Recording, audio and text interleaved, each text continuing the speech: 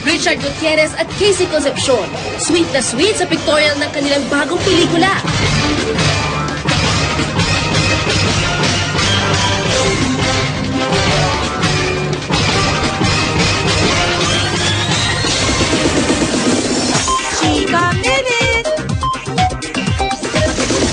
Magsisimula na mag-shooting sina Richard Gutierrez at Casey Concepcion para sa bago nilang pelikulang When I Met You. Sa pictorial pa lang, sweet na ang dalawa. Yan ang chika ni Nelson Canlas.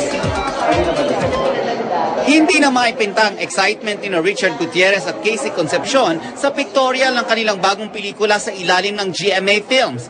Magsisimula na kasi ang shooting ng When I Met You at ayon sa dalawa, mas matindi daw ang tandem nila rito kaysa sa nauna nilang pinagtambalang pelikula. Sa pictorial pa lang, kitang-kita na ang pagka-sweet ng dalawa. Yung kilig nandun naman yan eh. I mean, yung bagong elements ng movie siguro dito sa GMA Films, mas fun yung movie, mas may comedy, at mas mag-enjoy siguro yung mga tao. Will be more adventurous.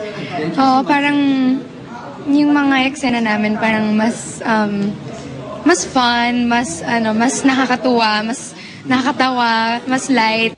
Hindi pa man nagsisimula ang shooting, inulan na ito ng intriga. Nabalitang nag-resign ang director nitong si Joey Reyes at pinalitan naman ito ni Joel Lamangan.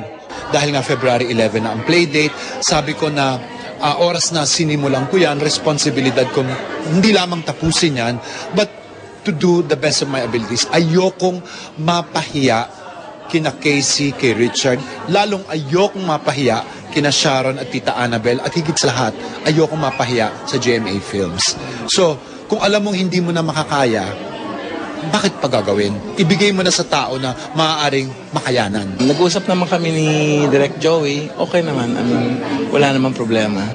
Ayon sa producers ng pelikula, naintindihan naman daw nila ang sentimiento ni Direk Joey at maayos naman ang naging usapan nila.